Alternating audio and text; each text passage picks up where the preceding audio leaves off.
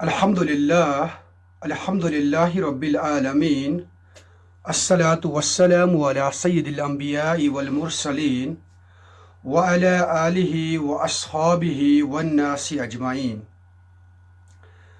قال اللہ تبارک و تعالی فی الکلام الحکیم والفرقان المجید۔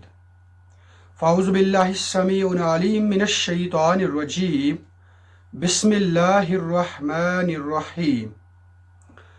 قل انی نہیت ان اعبد الذین تدعون من دون اللہ قل لا اتبع اہواءکم قد ضللت اذا وما انا من المہتدین۔ آمنت باللہ صدق اللہ العلی العظیم۔ اللہم ربنا آتنا فی الدنیا حسنة وفی الآخرة حسنة وقنا عذاب النار۔ اللہم ربنا ارنا الحق حقا وارزقنا اتباع وارنا الباطل باطلا وارزقنا اجتنابا۔ اللہم سلم علی سیدنا محمد النبی الامی وآلہ وسلم تسلیما کثیرا کثیرا۔ السلام علیکم ورحمۃ اللہ۔ محترم سامعین کرام، امید ہے آپ سب بخیر و عافیت ہوں گے۔ درس قرآن کے سلسلے میں آج میرے اوپر سورۃ الانعام رکو نمبر 7 کے حوالے سے ذمہ داری عائد کر دی گئی۔ اللہ عز و جل سے دعا ہے کہ حق بات بولنے کی توفیق عطا فرمائے۔ جیسا کہ آپ کو معلوم ہے کہ سورۃ الانعام میں ابھی تک کا جو موضوع چل رہا ہے وہ زیادہ فوکس توحید اور آخرت پر کرتا ہے، اسی پر سٹرس دیا جاتا ہے۔ مختلف دلائل سے، مختلف طور طریقوں سے مشرکین مکہ کے اوپر یہ بات واضح کر دی جاتی ہے کہ اللہ تبارک و تعالی کے سوا کوئی اس دنیا کا چلانے والا نہیں ہے، اور نہ اللہ کا کوئی شریک ہے، نہ ان کا کوئی ہمسر ہے۔ اس کے بعد دوسری بات وہ یہ ہے کہ آخرت کی ایک گھڑی آنے والی ہے جس میں کل بنی نوع انسان کے تمام اعمال کا حساب کتاب ہوگا، اور اسی کے اوپر پھر جزا و سزا کا فیصلہ نافذ کر دیا جائے گا۔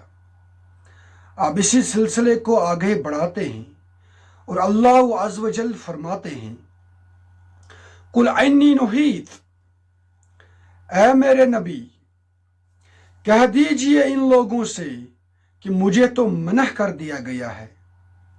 I have been prohibited. In no way am I doing this. أن أعبد الذين تدعون من دون اللہ، ان کو پوجنے سے جن کو تم پکارتے ہو اللہ کے سوا۔ آپ لات، منات اور عزا کے سامنے سرب سجود ہوتے ہیں، ان کو اللہ کے سوا معبود مانتے ہیں، لیکن مجھے تو قطعی طور پر منع کر دیا گیا ہے ان کو پکارنے سے، ان کو اللہ کا شریک ٹھہرانے سے۔ قل لا اتبع اہواءکم، اے نبی کہہ دیجئے کہ میں تمہاری خواہشات کی پیروی نہیں کر سکتا۔ قد ضللت اذا وما انا من المہتدین، اب اگر ایسا میں کروں گا تو گمراہ ہو جاؤں گا اور پھر نہ رہوں گا میں ہدایت پانے والوں میں سے۔ کیٹاگورک آنسر، ایک مومن کا شیوا ہمیشہ یہی ہونا چاہیے کہ اس کی بات، اس کا سٹینڈ، اس کا اوپینین، اس کی فکر، اس کی نظر، اس کا موقف بالکل واضح ہونا چاہیے۔ قیل اور قال میں کسی کو ڈالنے کی کوئی ضرورت نہیں ہے۔ آپ کس بات کو حق سمجھتے ہیں اس کو بالکل عیاں کر دیں، اس بات کا برملا اظہار کریں، چھپا کے اس بات کو نہ رکھیں، منافقت کی چال نہ چلائیں، آپ کے دل میں ہے وہ اس کو اپنی زبان پر ظاہر کر دو۔ اس لیے کہا جا رہا ہے کہ میں تمہاری خواہشات کی پیروی نہیں کر سکتا۔ کیوں نہیں کر سکتا؟ اگر میں نے کر دیا تو میں گمراہ ہو جاؤں گا اور پھر کبھی ہدایت کی راہ نہیں پالوں گا۔ انسان جب ایک مرتبہ مصالحت کی خاطر، مفاد کی خاطر حق بات کا اظہار کرنے سے کنی کتراتا ہے تو اس کی روش بن جاتی ہے۔ اس سے انسان کو باز آنا چاہیے۔ اس کے بعد آیت نمبر 57، قل انی علی بینۃ من ربی، اے نبی کہہ دیجئے ان لوگوں سے کہ میں تو اپنے رب کی طرف سے ایک بڑی بینہ پر ہوں۔ بینہ کا لغوی مطلب ہے واضح ہدایت، جو بہت ہی ایویڈنٹ ہو، جس کو سمجھنے میں، جس کو دیکھنے میں، جس کو محسوس کرنے میں کوئی بھی اشکال نہ ہو۔ اب اس دنیا کے اندر انسان کے لیے کئی ساری واضح نشانیاں ہیں۔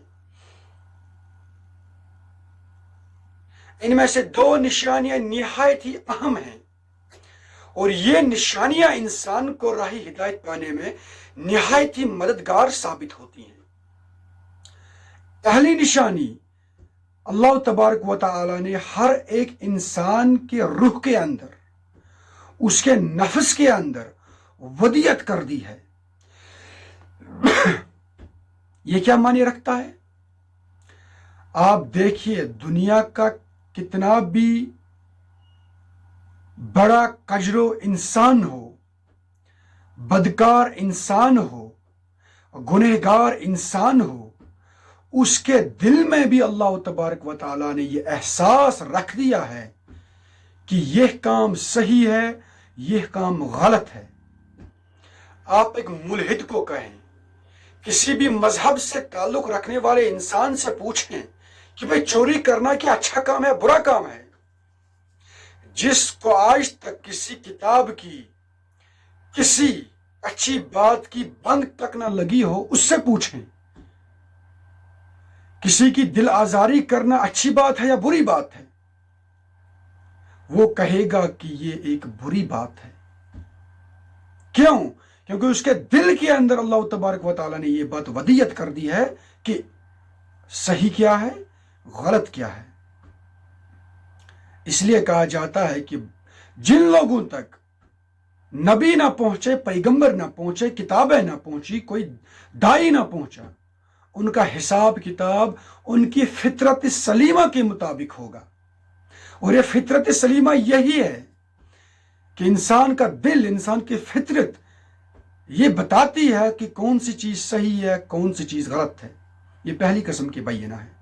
اب اس بینہ کو، پہلی قسم کی بینہ کو بالکل واضح کرنے کے لیے، واشگاف کرنے کے لیے اور اتمام حجت کرنے کے لیے دوسری قسم کی بینہ سامنے آتی ہے، اور وہ ہے الہامی کتابیں نبی کے ساتھ۔ پھر اس کے اندر انسان کے وجدان کو اپیل کیا جاتا ہے، اس کے دل کی جو آواز ہوتی ہے اس کو ریکٹیفائی اللہ تبارک و تعالیٰ کرتا ہے اپنے نبی کے ذریعے سے۔ اسی لیے نبی جو ہوتے ہیں، ان کا خاصہ کیا ہوتا ہے؟ یہ سب سے پہلے فطرت سلیمہ پر قائم ہوتے ہیں۔ جیسا کہ ہم دیکھتے ہیں نبی صلی اللہ علیہ وسلم کی سیرت طیبہ میں، ابھی کوئی وحی نہیں نازل ہو رہی تھی نبی صلی اللہ علیہ وسلم کے اوپر، لیکن ان کی فطرت نے یہ گواہی دی تھی کہ یہ جو مشرکین مکہ کر رہے ہیں یہ غلط کام ہے۔ یہ چوری، لوٹ خسوٹ، مار داڑ، لڑائی جھگڑے، بچیوں کو زندہ درگور کرنا، قتل کرنا، ظلم کرنا، نبی صلی اللہ علیہ وسلم کی فطرت نے، ان کے دل نے اس بات کی گواہی پیش کر دی کہ یہ ٹھیک نہیں ہو رہا ہے۔ دور چلے جاتے تھے اپنے دل کا اطمینان حاصل کرنے کے لیے، غار حرا کی طرف. اب پھر انہی کے ذریعے سے اس بینہ پر ایک اور بینہ آ جاتی ہے اور اتمام حجت ہو جاتی ہے. یہی بات نبی صلی اللہ علیہ وسلم فرما رہے ہیں. میں ایک واضح نشانی پر ہوں. میری فطرت سلیمہ اس بات کی گواہی دیتی ہے کہ اللہ کا کوئی شریک نہیں ہے. اس کے بعد اللہ تبارک و تعالی نے میرے اوپر وحی نازل کر دی اور اس وحی میں بھی اس بات کو بالکل واضح کر دیا گیا ہے کہ اللہ کا کوئی ثانی نہیں ہے، اس کا کوئی شریک نہیں ہے. وَكَذَّبْتُمْ بِهِ، لیکن تم لوگوں نے اپنی اس فطرت سلیمہ کو اور مجھے جھٹلا دیا ہے. مَا عِنْدِي مَا تَسْتَعْجِلُونَ بِهِ، اب میرے پاس وہ چیز موجود نہیں ہے جس کی تم جلدی مچا رہے ہو. میں یہ جو آپ کو بول رہا ہوں کہ آخرت کا ایک دن آنے والا ہے اور اس پر دیکھا جائے گا کہ تم لوگوں نے اس دنیا میں کون کون سے کام کیے ہیں. اس پر آپ لوگ تو مجھے تانے کستے ہیں اور کہتے ہیں کب، کون سی آخرت کی دنیا، کون سی باز پرس، ہمیں تو مرنے کے بعد نسیہ منسیہ ہونا ہے. لیکن میرے پاس ایسی کوئی چیز موجود نہیں ہے جو میں آپ کو دکھاتا کہ آخرت واضح ہوگی یا نہیں ہوگی. ان الحکم الا للہ، اب آخرت کا قائم کرنا، کب کرنا، کس طرح کرنا، اس کا اختیار کسی کو نہیں ہے سوائے اللہ عز و جل کے. یہ میرے دائرہ اختیار میں نہیں ہے. یقص الحق، وہ حق کو کھول کر بیان کر دیتا ہے، آپ تک بات پہنچائی جاتی ہے واضح انداز میں. وَهُوَ خَيْرُ الْفَاصِلِينَ، اور وہ سب سے اچھا فیصلہ کرنے والا ہے. آج بھی فیصلہ کر رہے ہیں. انسانوں کے لیے راہ ہدایت واضح کر دی جاتی ہے اور آخرت کے روز بھی اس پر بھی فیصلہ ہوگا کہ کس بندے نے ہماری بات کو مان لیا اور کس نے نہیں مانا. اس کے بعد آیت نمبر 58، قُلْ لَوْ أَنَّ عِنْدِي مَا تَسْتَعْجِلُونَ بِهِ، کہہ دیجئے اگر میرے پاس وہ ہوتا جس کی تم جلدی مچا رہے ہو، یعنی کہ آخرت کا قائم ہونا. لَقُضِيَ الْأَمْرُ بَيْنِي وَبَيْنَكُمْ، تو میرے اور تمہارے درمیان کب کا فیصلہ طے ہو چکا ہوتا. وَاللَّهُ أَعْلَمُ بِالظَّالِمِينَ، اور اللہ خوب واقف ہے ظالموں سے. یہاں پر ایک زبردست قسم کی بیزاری بیان کر دی جاتی ہے اور نبی صلی اللہ علیہ وسلم ان سے کہتے ہیں کہ اگر میرے اختیار میں ہوتا آخرت کو قائم کرنا تو میں نے کب کا واضح کر دیا ہوتا آپ پر، لیکن یہ دائرہ اختیار میرے پاس نہیں ہے. لیکن اللہ اس چیز سے بھی واقف ہے، تم لوگ محض کٹ حجتی سے کام لیتے ہو. حالانکہ جو باتیں، جو واضح دلائل، روشن نشانیاں جو بینہ میں آپ کے سامنے پیش کرتا ہوں، اس میں تو یہ بات سمجھنے میں کوئی ڈیفیکلٹی نہیں ہونی چاہیے کہ the day of judgment has to fall. اور اس میں اس سے پہلے بھی ہم دیکھ چکے ہیں کہ یہ عرب کے لوگ جس چیز کی تعجلی کرتے تھے اس میں ایک بہت بڑا نقصان یہ تھا کہ اگر ایسا ہوتا، ان پر ظاہر کر دیا جاتا حسی معجزات سے، تب پھر بچنے کا کوئی چانس ان کے لیے نہیں رہتا.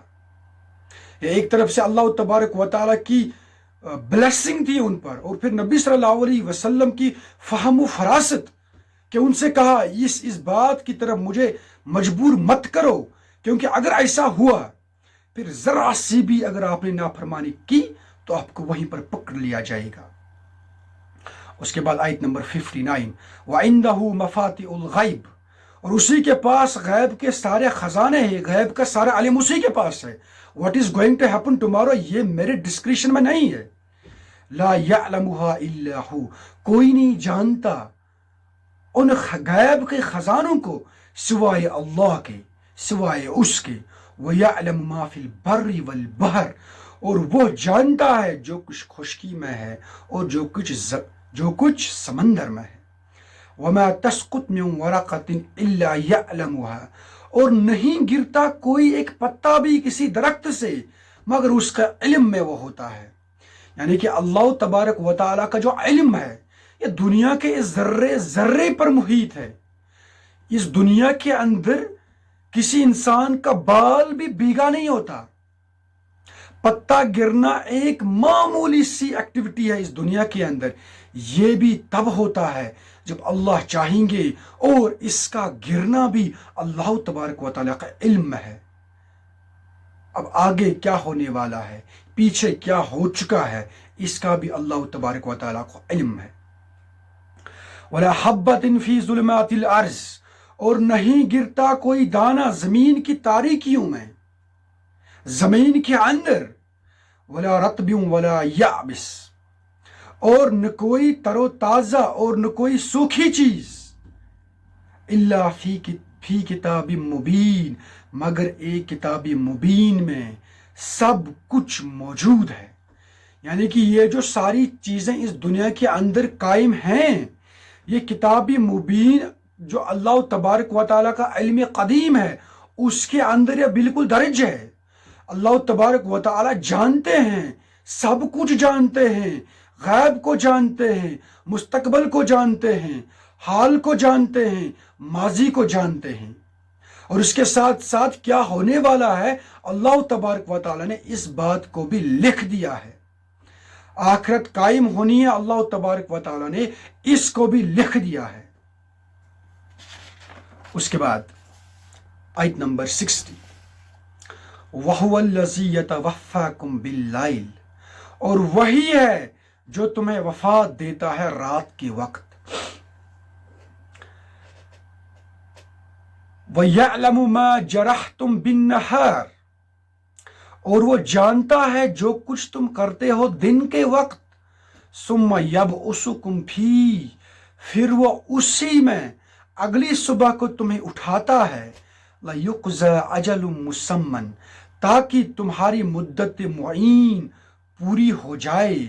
सुम्मा इलैहि मर्जिउकुम, फिर उसी की तरफ तुम सबका लौटना है। सुम्मा युनब्बिउकुम बिमा कुन्तुम तअमलून, फिर वो तुम्हें जतला देगा जो कुछ तुम करते रहे हो। पिछले दरस में मैंने कहा था कि ये जो मक्की सूरतों के अंदर तौहीद, रिसालत और आखिरत के ऊपर सबसे ज्यादा स्ट्रेस दिया जाता है, फिर इस बात को समझाया जाता है लॉजिकली, उसकी मिसालें हमें मक्की सूरतों के अंदर जा बजा देखने को मिलती हैं। अब इस आयत के अंदर, आयत नंबर 60, इसके अंदर भी एक लॉजिकल प्रूफ पेश कर दिया जाता है कि आखिरत किस तरह बर्पा होगी, क्यों बर्पा होगी, और आपकी समझ में ये बात क्यों नहीं आती। और ये प्रूफ क्या है, अल्लाह तबारक व तआला यहाँ पर तमसील के जरिए से समझाते हैं। अल्लाह तबारक व तआला ने मिसालों का एक ढेर कुरान पाक के अंदर मुहैया कर रखा है, क्योंकि इंसान मिसालों के जरिए से बात को अच्छे से समझता है। और कुरान की खासियत भी यही है, ये इंसान के साथ उसकी फहम के मुताबिक बात करता है। हालांकि अल्लाह तबारक व तआला का इल्म दुनिया के जर्रे जर्रे पर मुहित है, और वो हमसे बात करते हैं, लेकिन हमसे बात करते हैं हमारी ही अकल के मुताबिक। यहाँ पर ये मिसाल देखिए, आयत नंबर 60 किस तरीके से समझाया जाता है कि आखिरत का दिन क्यों कर बर्पा होना है। क्या फरमा दिया जाता है, वहुवल्लज़ी यतवफ़्फ़ाकुम बिल्लैल, ये तो अल्लाह ही है जो तुम्हें वफात देता है रात के वक्त। इंसान रात को नींद के आलम में होता है, और ये नींद का आलम भी बजाती खुद मौत का ही एक आलम है, क्योंकि उसमें इंसान का शऊर, इंसान की रूह और इंसान के जिस्म के साथ नहीं रहता है। यह भी एक किस्म की मौत है। उसके बाद क्या होता है, वयअलमु मा जरहतुम बिन्नहार, फिर अगले रोज तुम लोग फिर से उठते हैं। अल्लाह तबारक व तआला ये शऊर तुमको फिर से मरहमत फरमाते हैं अपने मुकर्रर वक्त पर, और तुम फिर तर्व ताजा होकर खड़े उठते हैं अपने दिन का काम काज करने के लिए। तो ये जो अल्लाह तबारक व तआला हैं, इस बात की कुदरत रखते हैं कि आपको एक किस्म की मौत देते हैं, और उस मौत के बाद फिर से उठाते हैं। इसी तरीके से आखिरत भी बर्पा होनी है। इसी तरीके से तुम लोगों को फिर से उठना है। आपकी रूह जब कब्ज कर ली जाती है तो आलम बरज़क में आप दाखिल हो जाते हैं। फिर जब आखिरत बर्पा होगी, कयामत बर्पा होगी, तो तुम्हें उस वक्त इसी तरीके से खड़ा कर दिया जाएगा जिस तरीके से तुम नींद में थे। इसी तरीके से कहा जाता है आलम बरज़क का ये जो आलम है ये भी एक किस्म की नींद है। फिर आपको इसी तरीके से खड़ा कर दिया जाएगा जिस तरीके से तुम नींद के बाद खड़े हो जाते। और फिर फरमाते हैं अल्लाह तबारक व तआला, ऐसा करते करते दिन को काम किया, रात को सो गए। रात को मैंने आपको मौत दी और सुबह फिर से जगाया, फिर से आपको नई जिंदगी बख्शी। ये सिलसिला चलता रहेगा, चलता रहेगा। सुम्मा यबअसुकुम फीह व युक़ज़ा अजलुम मुसम्मन, यहां तक कि आपकी ये जो मुद्दत है ये पूरी हो जाएगी। It will get completed. फिर अल्लाह तबारक व तआला सुम्मा इलैहि मरजिउकुम, फिर उसी की तरफ तुम सबका लौटना है। उसके बाद आपको इससे ज्यादा बड़ी हकीकत का सामना करना पड़ेगा कि आपकी रूह कब्ज हो जाएगी, जिसमें आपका जिस्म भी, जिसमें आपकी जान भी और जिसमें आपका शऊर भी, ये तीनों चीजें कब्ज कर ली जाएंगी, आपसे छीन ली जाएंगी और उसके बाद आपकी मौत वाक़या हो जाएगी। फिर उसके बाद तुम सबको लौटना है अल्लाह तबारक व तआला की तरफ। सुम्मा युनब्बिउकुम बिमा कुंतुम तामलून, उस दिन अल्लाह तबारक व तआला तुम्हें मुतनब्बिह करेंगे, तुम पर वाज़िह करेंगे कि तुम दुनिया में क्या करते थे और क्या नहीं करते थे। इसी सिलसिले की मुनासिबत से हम जब सुबह उठते हैं तो दुआ मांगते हैं। दुआ क्या मांगते हैं? अल्हम्दुलिल्लाहिल्लज़ी अहयानी बाद मा अमातनी व इलैहिन नुशूर। नबी सल्लल्लाहु अलैहि वसल्लम ने ये दुआ हमें सिखलाई है। कुल शुक्र और कुल तारीफ उस अल्लाह के लिए है जिसने मुझे दोबारा जिंदा कर दिया। मैं तो मर चुका था, शुक्र है अल्लाह का, फिर से मुझे जिंदगी नसीब हो गई। इसके बाद कि मुझ पर मौत वारिद कर दी थी और उसी की तरफ बिल्कुल हमें आखिरत के रोज जी उठना है। अल्लाह तबारक व तआला से दुआ है कि जिस दिन हम उठेंगे आखिरत के रोज, उस दिन हमें यह खुशी हो, हमें यह यकीन हो और हमें इस बात का कोई रंज व गम न हो कि अल्लाह तबारक व तआला